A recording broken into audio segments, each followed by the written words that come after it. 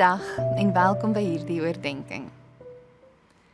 St. John of the Cross, die 16e-eeuse Spaanse mystikus, beskryf in sy boek The Dark Night of the Soul 'n reis na eenheid met God. Hy verwys na 'n manier waarop die siel deur toenemende selfverloning, verlange en liefde na God draai. Deel hiervan is byvoorbeeld dat jy in jou donkerte kan kom by 'n plek waar jy hom diep beleef en sy teenwoordigheid ten spyte van wat in en om jou aangaan, geniet. Hy sê, seize him and hold him fast without letting him go. Dis 'n stadium waar die siel erken dat hy deur Jesus gevind is en vir Jesus hier vind.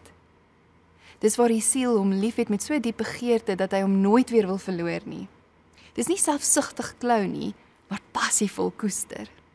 En dis nie die eindpunt nie, maar 'n heilige oomblik van innige liefde en ontmoeting. Ek wonder of die disippels so gevoel het toe Jesus die eerste keer na sy opstanding aan hulle verskyn het. Maar dis juis ook dikwels in en te midde van 'n donker nag, 'n donker tyd, waar hierdie ontmoetings gebeur en waar ons liefde verdiep. Daardie ervarings van stilte, van verlies, van verwarring, selfs van innerlike leegheid en wonder waar God is. Ook in hierdie moeilike plekke ontmoet Jesus ons en gee hy vir ons sielskos. In Lukas 24 vind ons die disippels in so 'n nag. Hulle het Jesus verloor. Alles wat hulle gehoop het in duie gestort. Hulle is in skok, hulle is hartseer en bang vir wat nou voorlê. En dan terwyl hulle nog praat en wonder oor die gerugte, verskyn Jesus skielik. Lees saam met my.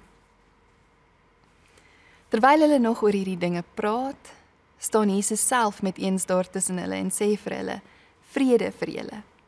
Hulle het geweldig geskrik en bang geword en gedink hulle sien 'n gees. Hy sê toe vir hulle, waarom is julle so verskrik en waarom kom daar twyfel in julle harte? Kyk na my hande en my voete. Dit is tog ek self. Voel aan my en kyk. 'n Gees het tog nie vleis en bene soos julle sien dat ek het nie. Terwyl hy dit sê, wys hy vir hulle sy hande en voete. Toe hulle van blydskap en verwondering nog nie kon glo nie, sê hy vir hulle, het julle iets om te eet? Hulle gee hom toe 'n stuk gebakte vis. Hy het dit toe gevat en voor hulle oë geëet. Interessant, sy eerste woorde is nie verduidelikings nie, maar vrede. En toe wys hy sy hande en voete. Hy nooi hulle om aan hom te raak, om hom werklik te sien en te ervaar.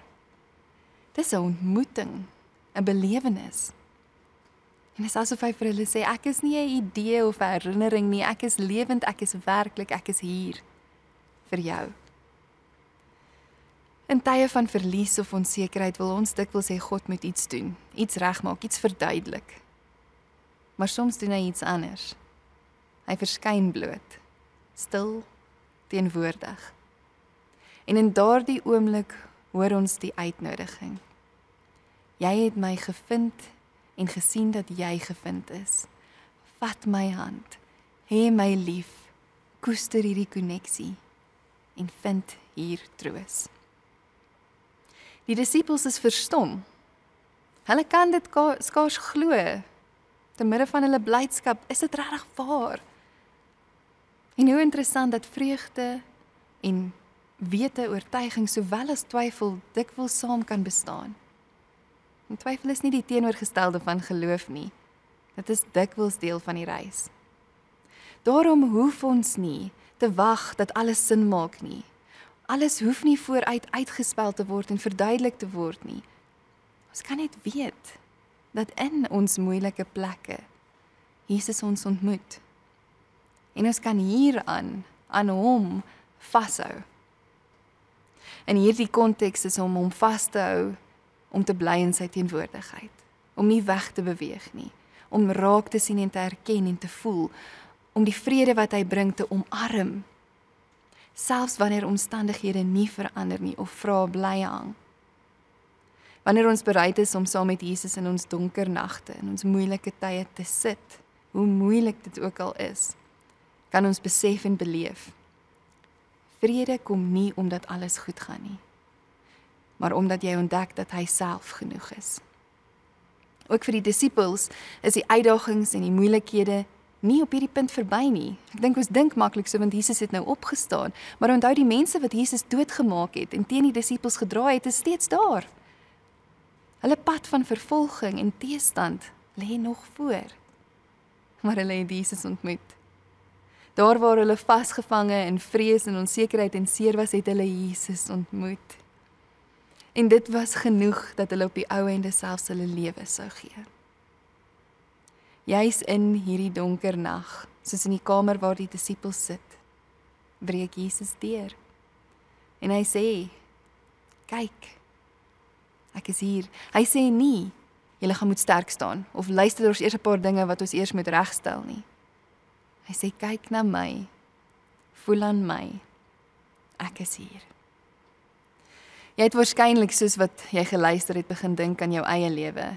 Jy weet waar jy 'n ontmoeting met Jesus verlang.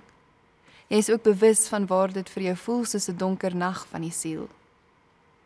Neem eers vandag 'n oomblik waar jy net in stilte sit.